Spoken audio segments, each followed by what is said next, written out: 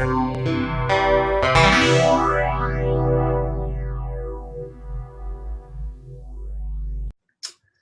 good morning everybody and welcome to Dharma Day 2020. Gosh, doesn't time fly. I first came across the Dharma in 1997 at what was then the Colchester Buddhist group.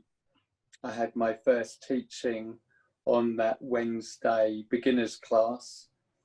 I got in a very heated discussion with Amalaketu over the concept of anatta or not self, insubstantiality. And I remember getting quite heated as it was seemingly my whole worldview was collapsing and reorientating it. So actually when I left the class that night, I was fuming actually. And it took me quite a while. And and wow, how much has it changed my life, the Dharma. And I think we'll be discussing later as well ourselves, you know, when did we first come across the Dharma and what impact did it have on us? So I'm not going to be speaking about myself particularly. I'm going to be talking about the Buddha and how he communicated the Dharma for the very first time this morning. So the Buddha had some profound experience under the Bodhi tree some 2,500 years ago, which is now Bodh Gaya. And of course, at that time, he had no idea if the Dharma could be communicated. It said that the god Brahma Sahambhati came to him and said, well, it can be communicated. There are those with but little dust in their eyes. Some can see. So the Buddha decided to travel to find his friends who he'd been practicing asceticism with previously, his 5 friends, Ashrazit, Badia, Mahamana, Babsha and Kandanya. And he saw with his vision that they were at Sarnath, where we'll be visiting this morning. And he would travel there. So it's some 150 miles to get from Sarnath to Bodh Gaya. I googled how long it would take out of interest. It takes 48 hours to walk there, should you want to go that route. And of course, at the time, it would have been between May and July. The Buddha obviously sat some weeks at the Bodhi tree assimilating his experience, and then he must have walked many miles, and he would have actually even crossed the river Ganges actually and take the ferry. The Shramanas were allowed to travel free, the wandering ascetics could travel free and cross the Ganges. And it said he did come across maybe more than one person, but one of the scriptures talks about him meeting an ascetic wanderer called Upaka. And Upaka met the Buddha, and he said he discussed with him, you know, who are you? Who's your teacher? And in essence, the Buddha said something like, well, I have no teacher. There's no one like me anywhere in the world. I have gone beyond. I'm an enlightened being. I am a Buddha. And Parker doesn't quite get it. He says something like, may it be so, and then wandered off, walking down a different road. So I guess this sort of indifference to the Buddha's teaching kind of must have caused some sort of concern that maybe the Dharma couldn't be communicated. So we still don't know actually what's going to happen. So the Buddha finally travels to Sarnath, and it said the moon was becoming full and the monsoon was breaking. So we're just coming out of the hot season. And he goes to the what was then Isipatana, the deer park, where incidentally there are still deer, to meet his friends. And his friends are like, gosh, that man, he gave up all access. He went to a life of luxury. They didn't want to get up for him, but as the Buddha approached, something about him, his aura, his being, moved the five friends. They couldn't help themselves but to allow him into their circle, and they gave their due respects and greeted him warmly. And he tells them something like, well, I'm not who I was. I'm no longer Gautama, Siddhartha Gautama. He says, listen, the deathless has been achieved. I will give instruction. I will teach the truth. If you practice as instructed, then soon you will come to live, having experienced and attained here, and now for yourselves, through direct knowledge, the ultimate goal of the spiritual life. So the five kind of expressed doubts that they didn't believe that Gautama could have possibly achieved anything, giving up this life of asceticism and mortification, and he's become indulgent and sensual. Although the Buddha assures him that he hadn't gone to luxury. Anyway, they finally sit down and the Buddha begins his teaching. And we have a slide of the Buddha giving a teaching. And I'm going to read from my sutta this morning, the Dharma Chakra Pavasana Sutta, setting the wheel of the Dharma in motion. So if you settle back, and I'm going to read Bhikkhu Vinasaro's translation for us to hear. I have heard that on one occasion the Blessed One was staying at Varanasi in the game refuge at Isipatana. There he addressed the group of 5 monks. There are these two extremes that are not to be indulged in by one who has gone forth. Which two? That which is devoted to sensual pleasure with reference to sensual objects, base, vulgar, common, ignoble, unprofitable, and that which is devoted to self-affliction, painful, ignoble, unprofitable. Avoiding both these extremes, the middle way, realized by the Tathagata, producing vision, producing knowledge, leads to calm, to direct knowledge, to self-awakening, to unbinding. And what is that middle way, realized by the Tathagata, that producing vision, producing knowledge, leads to calm, to direct knowledge, to self-awakening, to unbinding? Precisely this Noble Eightfold Path: right view, right resolve, right speech, right action, right livelihood, right effort, right mindfulness, right concentration. This is the middle way realized by the Tathagata, that producing vision, producing knowledge, leads to calm, to direct knowledge, to self-awakening, to unbinding. Now this, monks, is the noble truth of stress. Birth is stressful, aging is stressful, death is stressful, sorrow, lamentation, pain, distress and despair are stressful. Association with the unbeloved is stressful.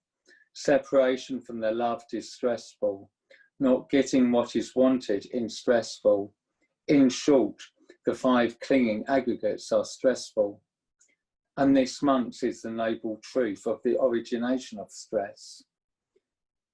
The craving that makes for further becoming, accompanied by passion and delight, relishing now, here and now there, i.e. craving for sensual pleasure, craving for becoming, craving for non-becoming. And this, monks, is the noble truth of the cessation of stress, the remainderless fading and cessation, renunciation, relinquishment, release, and letting go of that very craving. And this, monks, is the noble path of the way of practice leading to the cessation of stress. Precisely this noble eightfold path: right view, right resolve, right speech, right action, right livelihood, right effort, right mindfulness, right concentration.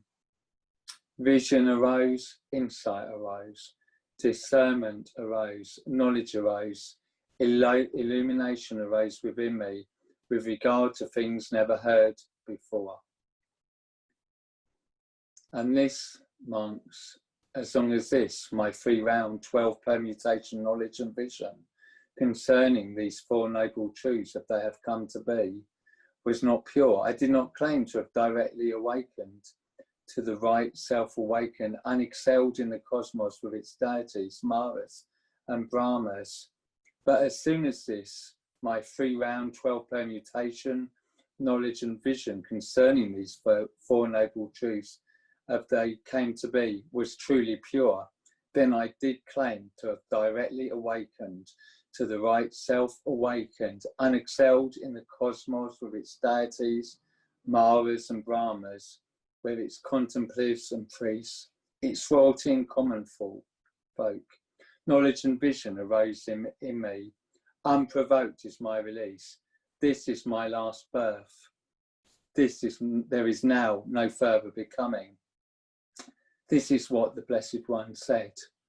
Gratified, the group of 5 monks delighted at his words. And while the explanation was given, there arose in venerable Kondanya the dustless, stainless Dharma eye. Whatever is subject to origination is all subject to cessation.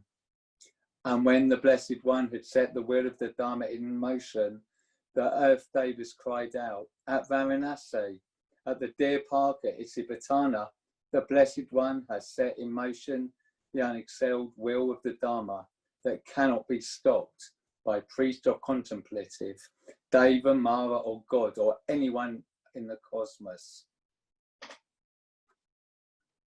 So in that moment, that instant, the cry shot up right up into the Brahma worlds. And this 10,000-fold cosmos shivered and quivered and quaked with a great measureless radiance appeared in the cosmos, surpassing the effulgence of the Devas. Then the Blessed One explained, so you really know Kundanya, so you really know. And that is how Venerable Kundanya acquired the name Anna Kundanya. Kundanya, who knows.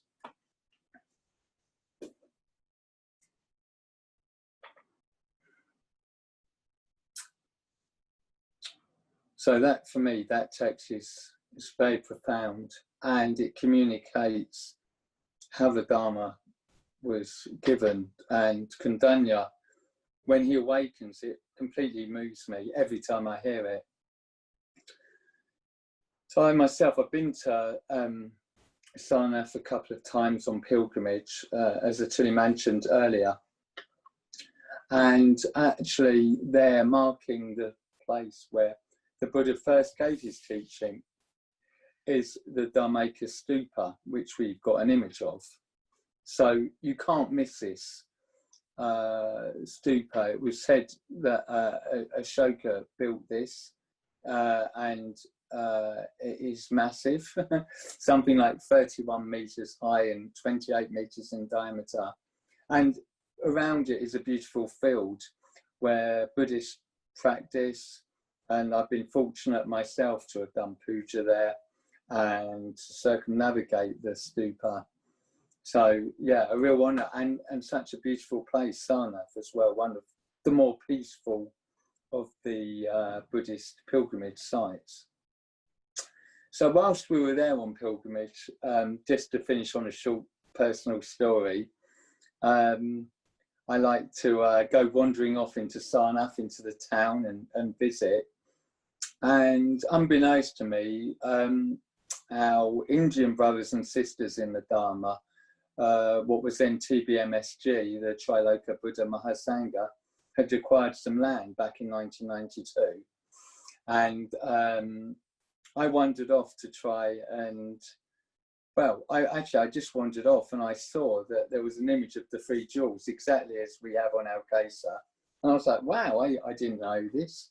So I wandered down and found down a very small lane, a very small building, and there were some Dharma Mitras there. And I don't know if they were more surprised or me, but I went in and yeah, I remember doing the refuges and precepts with them and sitting and meditating. Yeah, it was a real delight to be in Sarnath with our brothers and sisters. And actually, I've managed to find a short video of when we got the land. And I think to finish, I'd like to share that with you.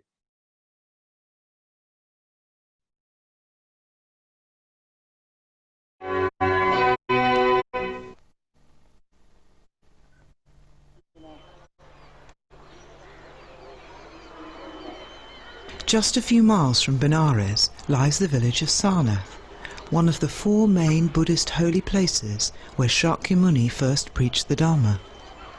Sarnath is becoming an increasingly important pilgrimage and tourist site. Several Buddhist traditions have established a presence here, and we can now happily announce that TBMSG has completed the purchase of over 1¼ acres of land near the main stupa.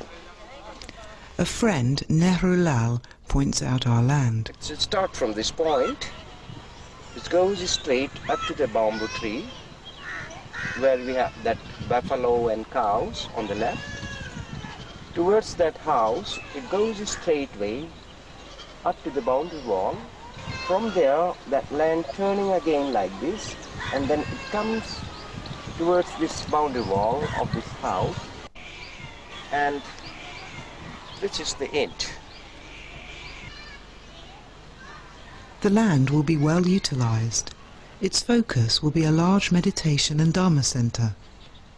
A community will run activities, including a rest house for pilgrims. There are also plans for a restaurant and a Bahujan Hitai boys' hostel. So the FWBO's invaluable presentation of the Dharma will now be established at a great holy site. Let's hope we can report a similar story for Bodh Gaya before too long.